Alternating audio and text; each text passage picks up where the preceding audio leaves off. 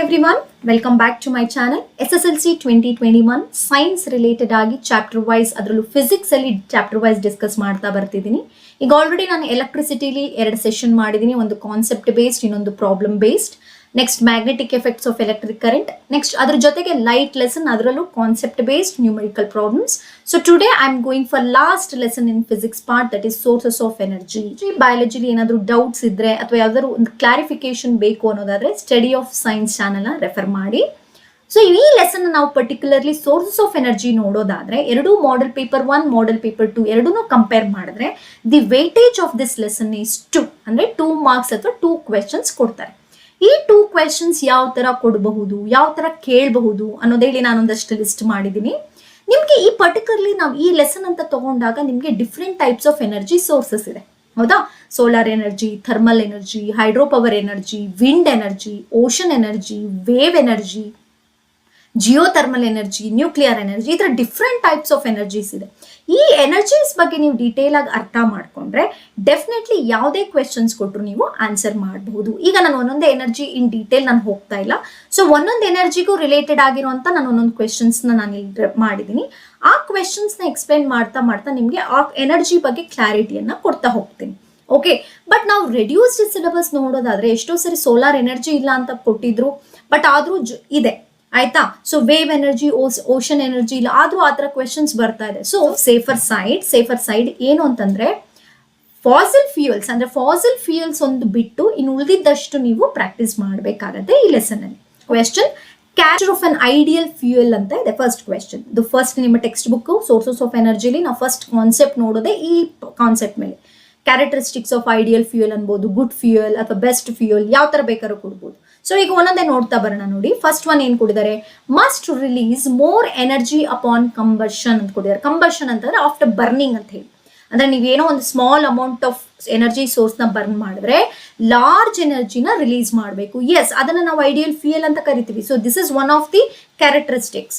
Easily available and easy to transport, ಹೌದು ಎಲ್ಲಾದ್ರೂ ನಮಗೆ ಸಿಗಬೇಕು, ಜೊತೆಗೆ ಟ್ರಾನ್ಸ್ಪೋರ್ಟ್ ಮಾಡಕ್ ಈಸಿ ಇರಬೇಕು, ಅಂತದನ್ನು ನಾವು ಐಡಿಯಲ್ ಫ್ಯೂಯಲ್ ಅಂತೀವಿ. ಮಸ್ಟ್ ರಿಲೀಸ್ ಲೆಸ್ ಸ್ಮೋಕ್, ಅಂದ್ರೆ ಎಕೋ ಫ್ರೆಂಡ್ಲಿ ಆಗಿರ್ಬೇಕು, ಜಾಸ್ತಿ ಎನ್ವಿರಾನ್ಮೆಂಟ್ ಪೊಲ್ಯೂಷನ್ ಆಗಬಾರ್ದು. ಸೊ ಇದು ಆಗತ್ತೆ. ಸೊ ಹಾಗಾದ್ರೆ ಈ ಮೂರು ಆದ್ಮೇಲೆ what is your answer? All the above.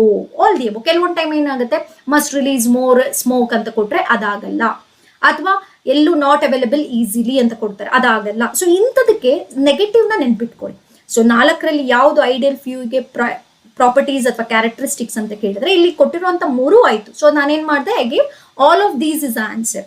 But ನಿಮಗೆ ಕೊಟ್ಟಾಗ ನೋಡಿ, 3 ಪಾಯಿಂಟ್ಗೆ ನೆಗೆಟಿವ್ ಆಗಿ ಕೊಟ್ರೆ ಅಂತ ಪಾಯಿಂಟ್ ನ ನೀವು ಸೆಲೆಕ್ಟ್ ಮಾಡಬೇಕಾಗುತ್ತೆ. ವಿಚ್ ಇಸ್ ನಾಟ್ ಅಥವಾ ವಿಚ್ ಈಸ್ ಅಂತ ಹೇಳಿ ಕೊಟ್ಟಾಗ ಇದರಲ್ಲಿ ವಿಚ್ ಇಸ್ ನಾಟ್ ಅಂತ ಕೊಟ್ರೆ ಈ ಕೊಟ್ಟಿರುವಂತ ಆಪ್ಷನ್ಸ್ಗೆ ನೆಗೆಟಿವ್ ಆಗಿರುತ್ತೆ. ಓಕೆ, ನೋಟ್ ಮಾಡ್ಕೊಳ್ಳಿ. ನೆಕ್ಸ್ಟ್ ಹೋಗ್ತೀನಿ ನೋಡಿ.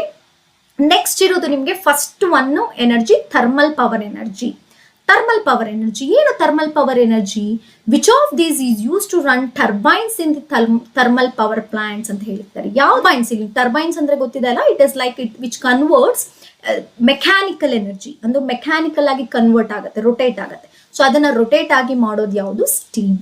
ಪರ್ಟಿಕ್ಯುಲರ್ಲಿ ನಾವು ಥರ್ಮಲ್ ಎನರ್ಜಿ ಅಂತ ಕೊಟ್ರೆ ನೋಡಿ, ಫಸ್ಟ್ ಏನ್ ಮಾಡ್ತೀವಿ, ಕೋಲ್ನ ಬರ್ನ್ ಮಾಡ್ತೀವಿ. ಇದನ್ನ ಏನ್ ಮಾಡ್ತೀವಿ? ಬರ್ನ್ ಮಾಡ್ತೀವಿ. ಕೋಲ್ನ ಬರ್ನ್ ಮಾಡಿ ಏನ್ ಮಾಡ್ತೀವಿ? ವಾಟರ್ಗೆ will burn it. So water ಏನಾಗಿ ಕನ್ವರ್ಟ್ ಆಗುತ್ತೆ? ಸ್ಟೀಮ್ ಆಗಿ ಕನ್ವರ್ಟ್ ಆಗುತ್ತೆ. ಸ್ಟೀಮ್ ಏನ್ ಮಾಡುತ್ತೆ? ಈ ಟರ್ಬೈನ್ ನ ರೊಟೇಟ್ ಮಾಡುತ್ತೆ. ಅದು ಮೆಕ್ಯಾನಿಕಲ್ ಎನರ್ಜಿ ಏನಾಗಿ ಕನ್ವರ್ಟ್ ಆಗುತ್ತೆ? ಎಲೆಕ್ಟ್ರಿಕಲ್ ಎನರ್ಜಿಯ ಕನ್ವರ್ಟ್ ಆಗುತ್ತೆ. These are the steps. Coal will burn coal and water will convert into steam. Steam helps to turbine the turbines. Then it is convert into electrical energy. ಹಾಗಾದ್ರೆ first turbine ಗೆ rotate ಮಾಡೋದು ಯಾವುದು? Steam. Okay, next question. Which source of energy is the most used in India? ಯಾವುದು ತುಂಬಾ ನಾವು use ಮಾಡ್ತಾ ಇರೋದು ಅಂತಂದ್ರೆ it is petroleum, not other than this. So which source of energy is most used in India? It is petroleum. Then will come to the coal. Okay, ನೋಡ್ಬೋದು ನೀವು. Next question, fourth question. The popular name of biogas ಅಂತ ಕೊಟ್ಟಿದ್ದಾರೆ. So biogas ಅಂದ್ರೆ ಗೊತ್ತಿದೆ ಅಲ್ಲ. So will take the animal waste or plant waste and we are going to dump in a biogas plant. ನೋಡಿದ್ರೆ figure ಕೂಡ ನೀವು practice ಮಾಡಿದ್ರೆ actually biogas plant. So ಅದನ್ನ ಬಯೋಗ್ಯಾಸ್ ನ ನಾವು ಪಾಪ್ಯುಲರ್ ಆಗಿ ಕರೆಯೋದು ಯಾವುದು? ಈ ಗೋಬರ್ ಗ್ಯಾಸ್ ಅಂತ ಹೇಳಿ ಕರಿತೀವಿ, which is called as gobar gas. Next the power plant which converts potential energy of falling water into electricity. So potential energy ಅಂದ್ರೆ ಮೇಲಿಂದ ನೀರು ಬೀಳ್ತಾ ಇರೋದನ್ನ we are converting into electrical energy ಅಂದ್ರೆ ಏನಾಗುತ್ತೆ? So it is hydro water ಅಂತ ಇದೆ ನೋಡಿ, it is water falling from the height potential. So it is called as hydro power plant. Okay, next question, quality of fuel is measured by ಅಂತ ಹೇಳಿ ಕೊಟ್ಟಿದ್ದಾರೆ. What is a quality of fuel? Best quality ಏನಪ್ಪಾ ಅಂತಂದ್ರೆ it is calorific value. ಏನ್ ma'am ಇದು calorific value ಅಂತಂದ್ರೆ, ಈಗ ನಾವೇನೋ ಒಂದು ಅಮೌಂಟ್ ಏನೋ ಒಂದು ಫ್ಯೂಯಲ್ ತೋಡೋದನ್ನ ಬರ್ನ್ ಮಾಡಿರ್ತೀವಿ. ಬರ್ನ್ ಮಾಡಿದಾಗ ಬರ್ನ್ ಮಾಡಿದಕ್ಕಿಂತ ಹೆಚ್ಚಾಗಿ ಎನರ್ಜಿ ಪ್ರೊಡ್ಯೂಸ್ ಆದ್ರೆ ಅಂದ್ರೆ ಅದ್ರ ಔಟ್ಪುಟ್ ಜಾಸ್ತಿ ಇದ್ರೆ ಅಂತದನ್ನ ಏನಂತ ಕರಿತೀವಿ? ಕ್ಯಾಲೋರಿಫಿಕ್ ವ್ಯಾಲ್ಯೂ ಅಂತೀವಿ. So quality of fuel best quality ಏನಿರಬೇಕು? ಫಸ್ಟ್ ಒನ್ ಕ್ಯಾಲೋರಿಫಿಕ್ ವ್ಯಾಲ್ಯೂ ಇರಬೇಕು. Okay, next, a solar water heater cannot be use to get hot water on. ಯಾವಾಗ? Solar, actually solar energy, okay, solar usually turbines use ಮಾಡ್ದೇನೆ run ಆಗುವಂಥದ್ದು ಯಾವ energy ಅಂತ ಕೇಳಿದ್ರೆ solar energy. ಈ solar ಎನರ್ಜಿಲಿ ಎರಡು ತರ, ಹೀಟರ್ ಬರುತ್ತೆ, ಇನ್ನೊಂದು ಕಡೆ ಸೆಲ್ ಬರುತ್ತೆ, ಹೀಟರ್ ಅಂಡ್ ಸೆಲ್. ಓಕೆ, ಇವಾಗ ಅವ್ರು ಕೇಳ್ತಾ ಇರೋದು ಹೀಟರ್ ರಿಲೇಟೆಡ್ ಆಗಿ. So solar water heater cannot be use to get a hot water on. ಯಾವಾಗ ಸಿಗಲ್ಲ ನಮಗೆ? Sunny day, cloudy day, hot day, windy day. So windy ಇದ್ರೂ ಕೆಲವೊಂದು ಟೈಮ್ ಸಿಗುತ್ತೆ. It is not possible when a cloudy day, because if it is cloudy day there is no possible of sun rays. So if it is not possible of sun rays, there is no of heating up of water heater. Yes, right. So it is a cloudy day. ನೋಡಿ, ಇದು text book ಅಲ್ಲಿ ಕೊಟ್ಟಿರುವಂತ exercise, ಅಂದ್ರೆ like solve ಅಂತ ಹೇಳಿ ಕೊಟ್ಟಿರೋ ಕಡೆ ಕೊಟ್ಟಿರುವಂತ question ಇದು ಕೂಡ ಆಗಿರಬಹುದು. Next one, geothermal energy is energy derived from. Jio ಅಂತಂದ್ರೆ ನೋಡಿ ಇಲ್ಲೇ ಇದೆ, ಜಿಯೋ ಅಂತಂದ್ರೆ ಅರ್ತ್, ಏನಂತ ಕರಿತೀವಿ? ಅರ್ತ್. ಥರ್ಮಲ್ ಅಂದ್ರೆ ಹೀಟ್, ಎಲ್ಲಿಂದ ಬರುತ್ತೆ? Hot pots under the earth, cold spot above the earth, hot spots above the earth, cold spots under the earth. ನೀವು ಇಲ್ಲಿ ಯಾವ್ದು ನೋಡ್ಬೇಕಾಗತ್ತೆ? Hot spots under the earth. Okay, so earth ಒಳಗಡೆ there is some ಏನಾಗುತ್ತೆ? There is some hot spots due to the water flow steam ಆಗಿ convert ಆಗುತ್ತೆ. ಇಲ್ಲೂ ಅಷ್ಟೇ ಸ್ಟೀಮ್ ಪ್ರೊಡ್ಯೂಸ್ ಆಗುತ್ತೆ ಜಿಯೋಥರ್ಮಲ್ ಎನರ್ಜಿಲೂ. ಓಕೆ, ಈ ತರ ಕೆಲವೊಂದು ಇಂಪಾರ್ಟೆಂಟ್ ಪರ್ಟಿಕ್ಯುಲರ್ ಎನರ್ಜಿ ರಿಲೇಟೆಡ್ ಆಗಿ ಇಂಪಾರ್ಟೆಂಟ್ ಕ್ವೆಶನ್ಸ್ ಯಾವ್ಯಾವ್ದು ಕೊಡ್ಬೋದು ಅಂತ ಹೇಳಿ ಲಿಸ್ಟ್ ಮಾಡಿರೋದು ಒಂದ್ಸರಿ ನೋಡ್ಕೊಳ್ಳಿ. ಓಕೆ, ಕಾಂಪೊನೆಂಟ್ಸ್ ಆಫ್ ಬಯೋಗ್ಯಾಸ್ ಅಂದ್ರೆ ಬಯೋಗ್ಯಾಸ್, ಯು ನೋ ದಟ್ ಆ ಬಯೋಗ್ಯಾಸ್ ಅಲ್ಲಿ ಏನೇನೆಲ್ಲ ಇರುತ್ತೆ ಅನ್ನೋದಾದ್ರೆ you have 4. Number 1, the main constituent ಕೇಳ್ಬೋದು, which is a main constituent of biogas ಅಂತಾನು ಕೇಳ್ಬೋದು. In that main constituent is methane, then carbon dioxide, hydrogen and hydrogen sulfide. These are the components of biogas.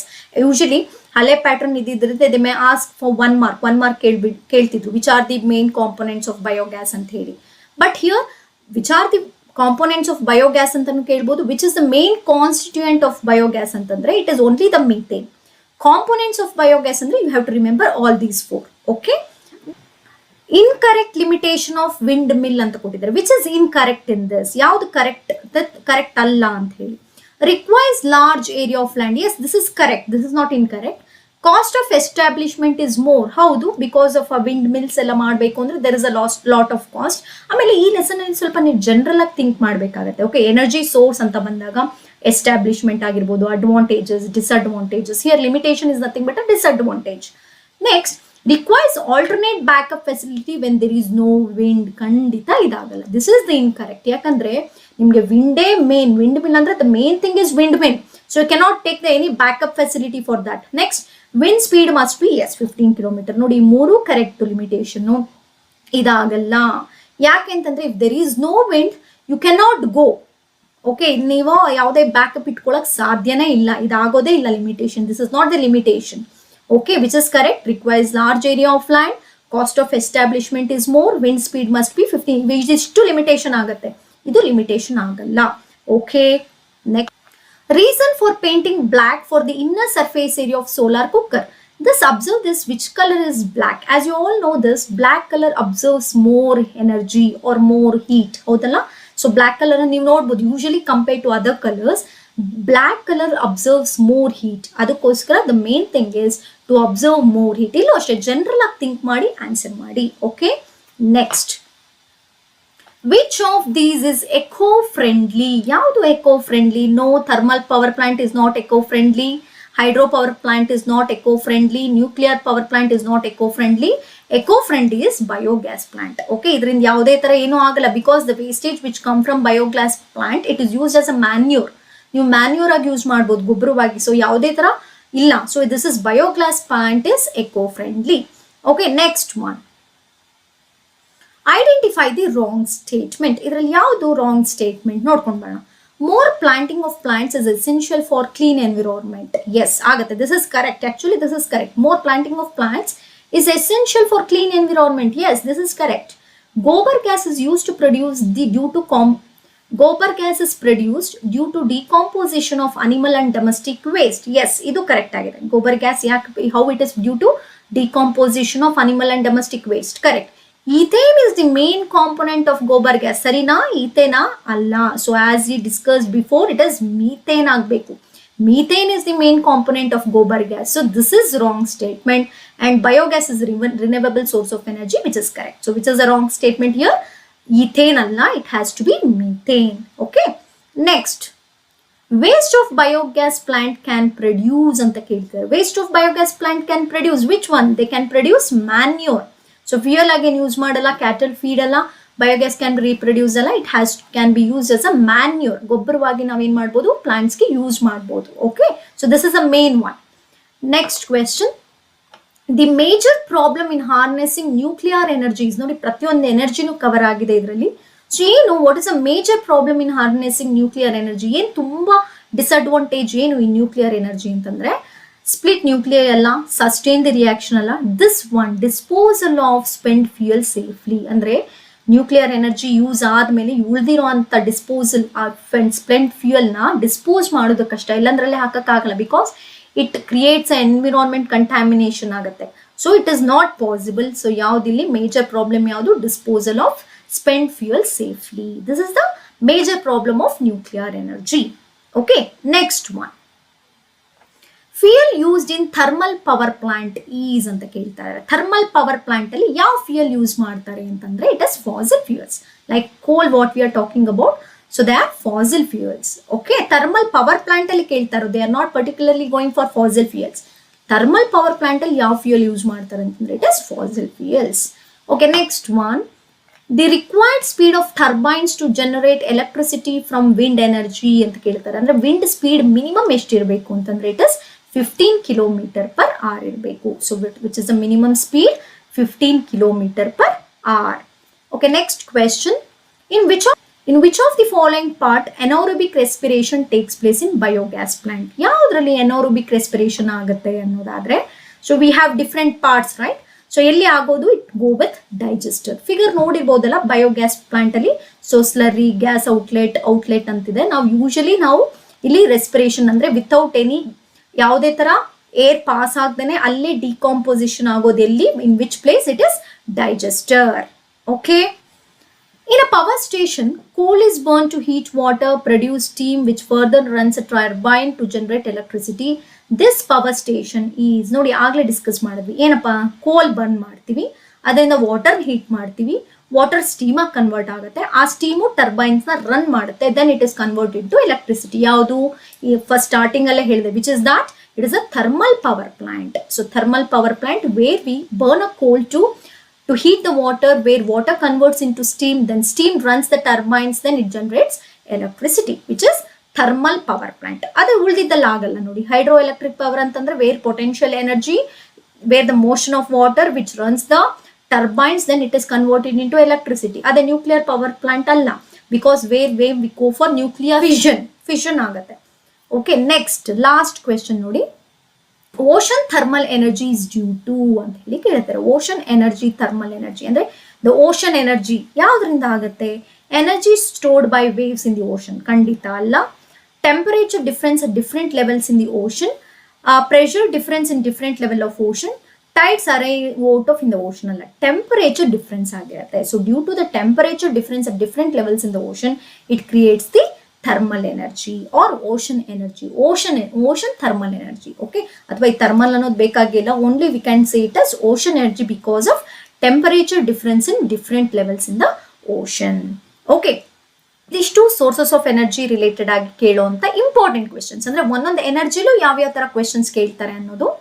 ಇಷ್ಟೇ ನಮ್ಮ ಇಷ್ಟೇ ಸಾಕ ಅನ್ನೋದಾದ್ರೆ ಇದರಲ್ಲಿ ಇನ್ನೂ ಬೇರೆ ಬೇರೆ ತರ ಕ್ವೆಶನ್ಸ್ ಕೇಳ್ತಾರೆ. ಸೊ ನಾನು ಅಷ್ಟು ಕ್ವೆಶನ್ಸ್ ನಾನು ಟೆಲಿಗ್ರಾಮ್ ಗ್ರೂಪಲ್ಲಿ ಹಾಕ್ತೀನಿ, ನೀವು ಅಲ್ಲಿ ರೆಫರ್ ಮಾಡಬಹುದು.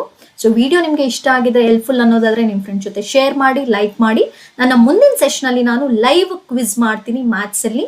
ಸೊ ಓವರ್ ಆಲ್ ಎಲ್ಲ ಚಾಪ್ಟರ್ ವೈಸ್ ಖಂಡಿತ ನಾನು ಮಾಡಲ್ಲ, ಯಾಕಂದ್ರೆ ಆಲ್ರೆಡಿ ನಾವು ಚಾಪ್ಟರ್ ವೈಸ್ ಕಂಪ್ಲೀಟ್ ಆಯಿತು. ಏನೇ ಕ್ವಿಜ್ ಇದ್ರು ನಾವು 40 ಮಾರ್ಕ್ಸ್ಗೆ ಓವರ್ ಆಲ್ ನಿಮ್ಮ ಮೇನ್ ಎಕ್ಸಾಮ್ ಪೇಪರ್ ಹೇಗಿರುತ್ತೆ ಆ 40 ಮಾರ್ಕ್ಸ್ಗೆ ಕ್ವಿಜ್ ಮಾಡೋಣ, ಜೊತೆಗೆ ಒಂದು ಸ್ಯಾಂಪಲ್ ಪೇಪರ್ಸ್ ಡಿಸ್ಕಸ್ ಮಾಡೋಣ, ಹಾಗೆ ಫಿಸಿಕ್ಸ್ ಪಾರ್ಟ್ ಕೂಡ ಡಿಸ್ಕಸ್ ಮಾಡ್ತಾ ಹೋಗೋಣ. ಆಗಲೇ ಹೇಳಿದಾಗೆ ನಮ್ಮ ಟಾರ್ಗೆಟ್ ಈ ಸರಿ 40 ಔಟ್ ಆಫ್ 40. ಓಕೆ, ನಿಮ್ಮ ಫ್ರೆಂಡ್ಸ್ಗೆಲ್ಲ ಶೇರ್ ಮಾಡಿ, ಹೀಗೆ ಸಪೋರ್ಟ್ ಮಾಡಿ. Thank you.